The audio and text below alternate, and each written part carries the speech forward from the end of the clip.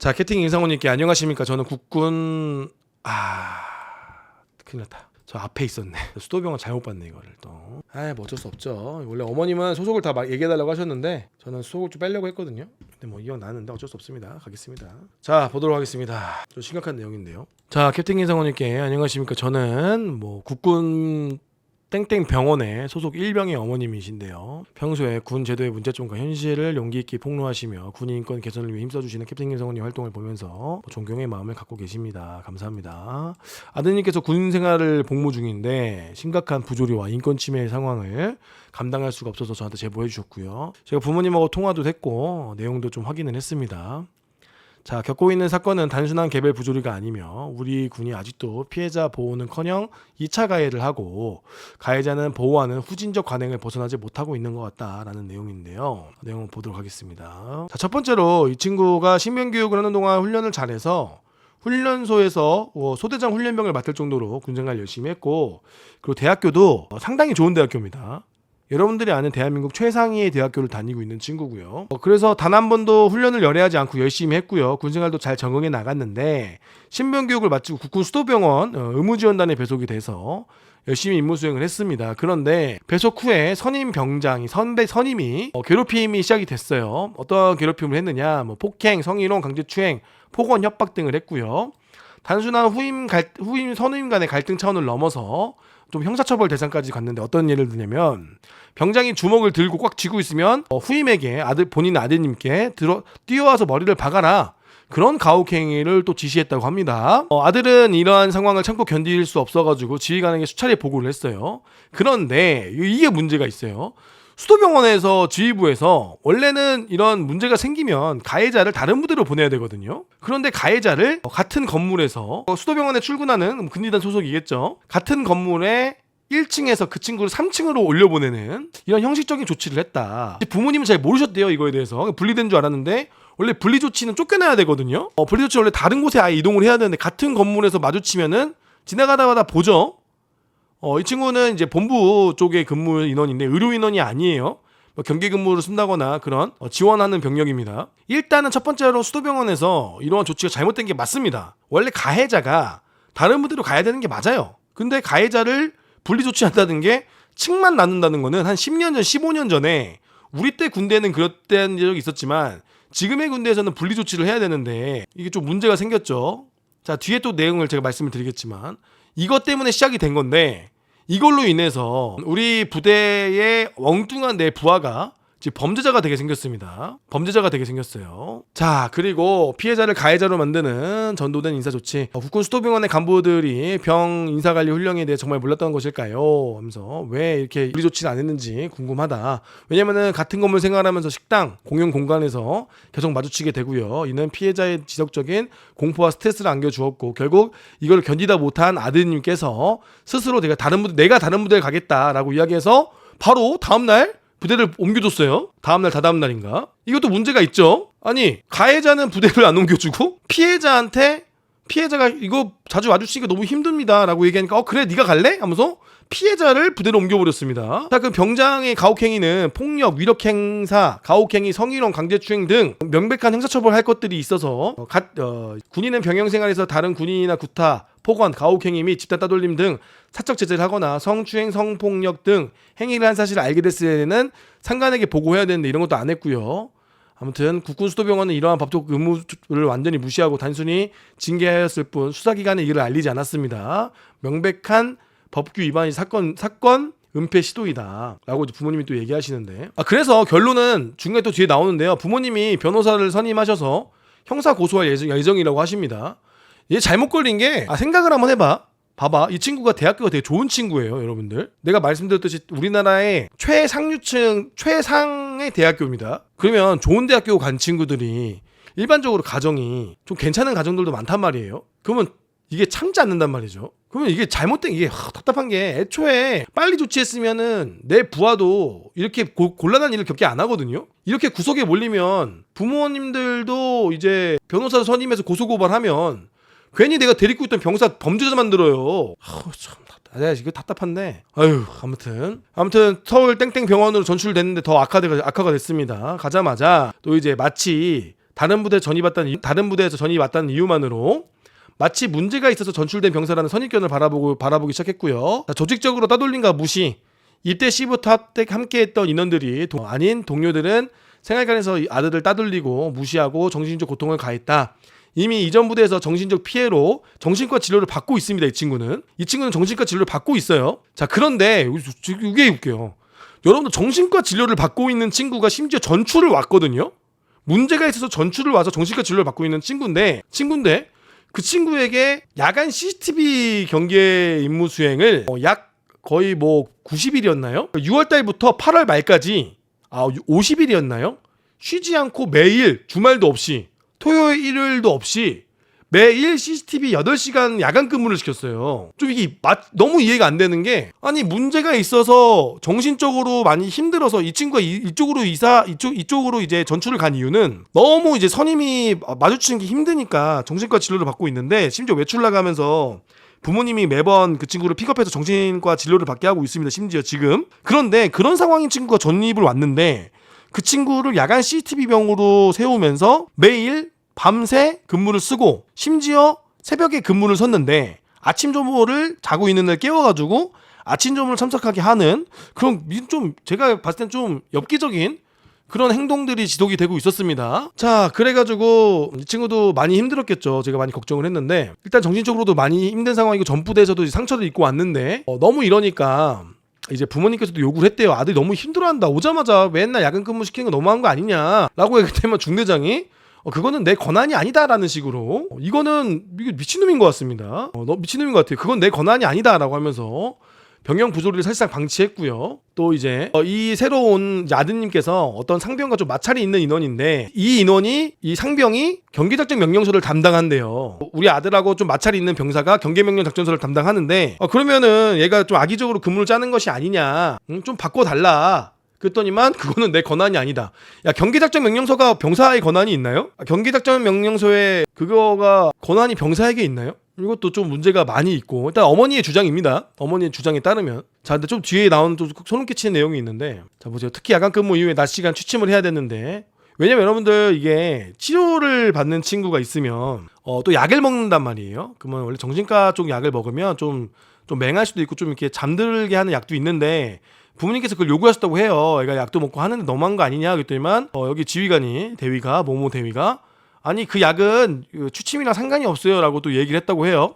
뭐 어디서 그걸 알았는지. 근데 중요한 거는 아프잖아. 아프고 힘들고 진료를 받고 있는 친구인데 이게 양악 근무를 세우는 게 말이 되나? 그래서 일부러 약을 안 먹었다고요? 말이 돼? 자 보세요. 여러분 우리가 옛날에 저도 근무했을 때 아시는데 원래 야간 근무자들 당직 근무 쓰고 나면 그 친구들 밤에 근무하고 낮에 잘 수 있게끔 커튼도 쳐주고 밀실되어 있는 곳에 애들을 별도로 취침실을 마련해 주지 않습니까? 취침 생활관을 만들어 줘서 그 친구가 퇴근하고 낮에도 잘 수 있게끔 해주고, 그 다음에 이제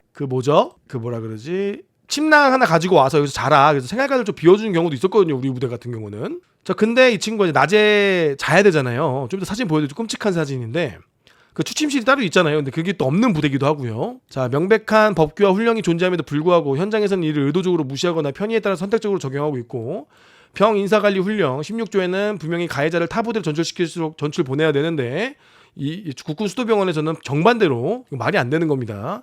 첫 번째로 가장 말이 안 되는 분야고요. 자, 두 번째로는 큰일 나지 않게 조용히 무마하자라는 구태의연한 사고방식에 빠져 있는 것 같다. 가해자를 보호하고 피해자에게 침묵을 강요하거나 아예 다른 곳으로 보내는 것은 해결책이 당연히 아니죠. 자, 지휘 책임에 대한 회피와 조직의 보신주의, 그거는 내 권한이 아니다 라고 얘기한 것은 당연하게 문제가 되는 거죠. 지휘관한테 권한이 없다면 지휘관이 왜 지휘관이죠? 말이 안 되는 거예요. 지휘관은 모든 권한을 가지고 있습니다. 본인의 권한이 아니라면 권한을 가지고 있는 사람한테 부모님에게 전화를 연결시켜줘서 부모님과 통화 한번 해보셔라고 하던가, 아니 권한이 있는 사람한테 그 의견을 질의해서 권한을 와야죠. 아니 그렇잖아요. 권한이 없으면 권한이 있는 사람한테 물어봐야죠. 만약에 중대장이면 소대장이면 권한이 없습니다. 그럼 제가 권한이 있는 중대장님께 한번 여쭤보겠습니다 라고 물어보고 한다던가, 소대장이면 만약에 중대장이 권한이 없으면 제가 권한이 없어서 이 부분에 대해선 뭐 참모장님이나 병원장님께 의견을 여쭙고 진행하겠습니다 라고 이야기하는 게 정상적인 거지, 그건 내 권한이 아닙니다 라고 이거를 넘어가는 거는 해당 병력을 지휘하고 있는 지휘관으로서, 해당 병력을 지휘하고 있는 장교로서 이건 말이 안 되는 거고요. 이거는 무책임한 거고, 이거는 이거는 진짜 아닌 것 같아요. 이거는 진짜 아닌 것 같고 이건 좀 문제가 있는 것 같습니다. 피해자의 정신적 신체적 건강보다는 조직의 편의를 우선시하는 모습들이 곳곳에서 드러납니다. 정신과적 어려움이 있는 병사에게 과도한 근무를 부여하고 적절한 휴식 공간도 제공하지 않는 것은 기본적인 인권의식이 부재를 보인다. 자, 이거 말뚝 근무 아닌가요? 제가 알기로 말뚝 근무로 들었는데 토요일, 일요일 8시간 근무? 말뚝 근무가 아닌가요? 주간 말뚝은 3교대 말뚝인가요? 주간 말뚝. 월화수목 금은 주간 말뚝이군요. 아무튼 증거를 잘 챙기시고요. 자, 그래서 어머님께서는 이 친구가 아드님이 다시 좀 돌아가시는 걸 좀 원한다. 왜 내가 피해자인데 왜 가해자가 움직이지 않고 왜 피해자가 움직이는지 모르겠다. 다시 우리 아들이 원래 있는 곳으로 돌아가고 가해자를 옮기는 것이 맞다.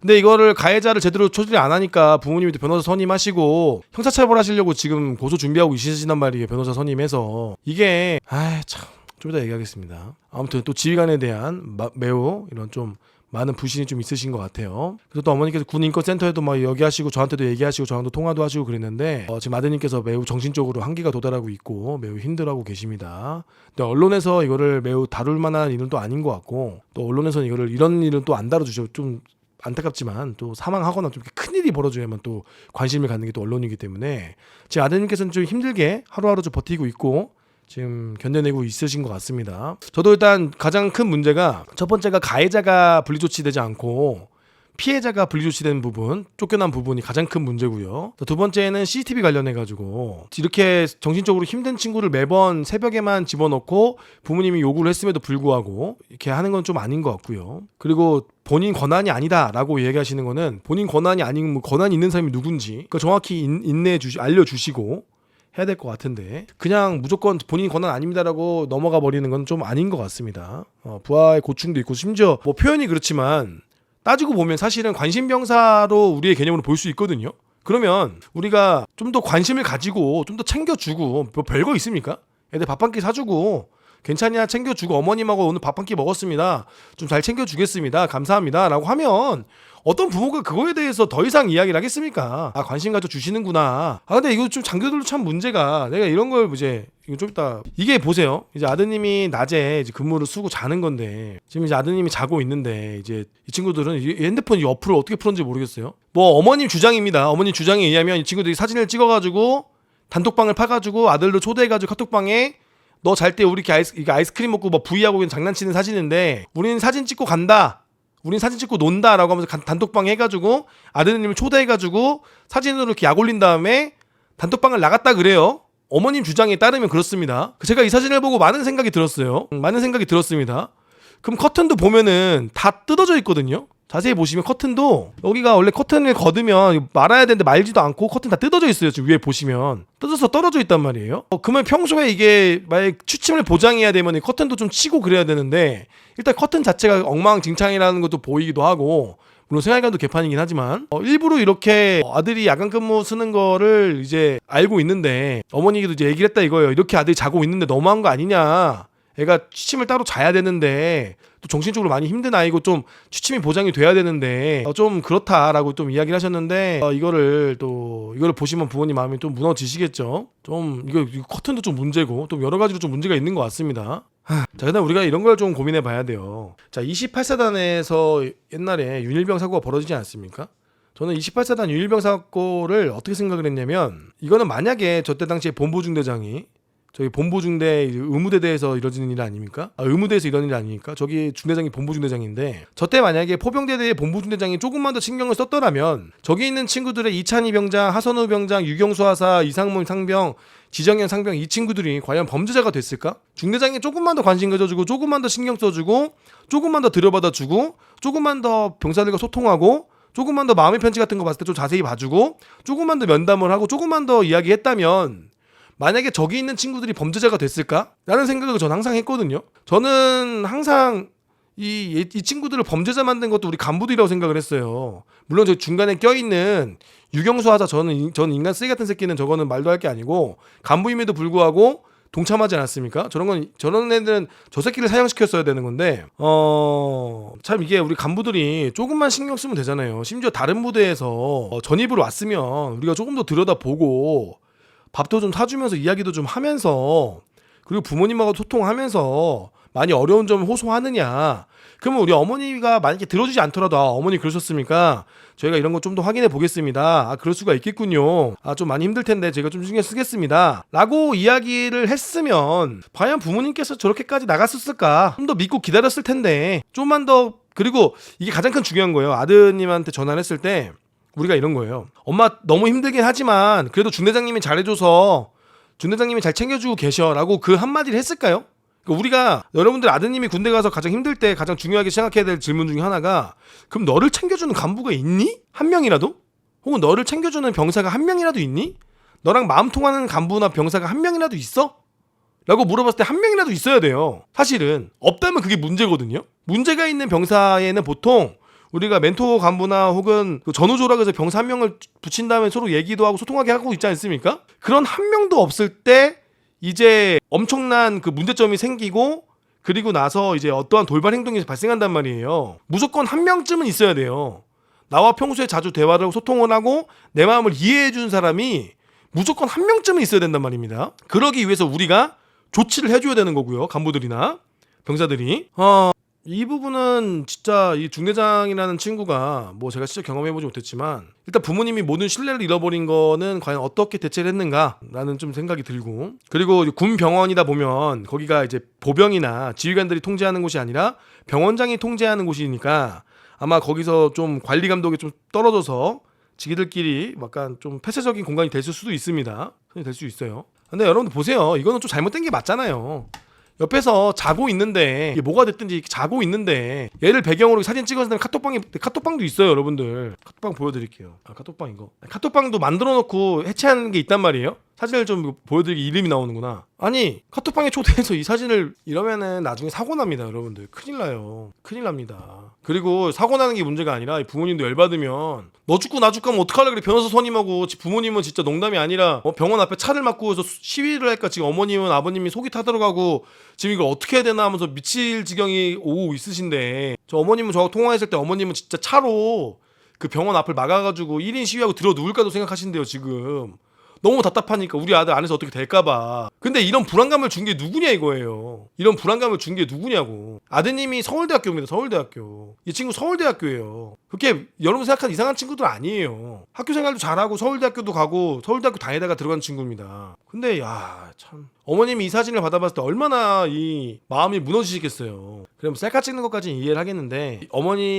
어머님이나 가족분들은 많은 이제 오해가 있는 상황에서 이런 사진은 엄청난 오해를 불러일으킬 수도 있죠. 자, 아무튼 이런 것들은 좀 통제가 좀 돼야 될 것 같습니다. 나중에 사고 나요. 이거 간부들이 이거를 제대로 이걸 이렇게 통제한다고? 난 이해가 안 되는데? 만약에 나한테 물론 내 군사라면 당연히 저런 일이 없었겠지만 나한테 만약 저런 병사가 전입이 온다면 나는 이 병사를 변화시키고 싶기 위해서 노력할 것 같거든요. 더 이야기하고 더 만나고 더 밥도 먹고 이야기하면서 나는 얘를 바꾸고 싶어 노력할 것 같아.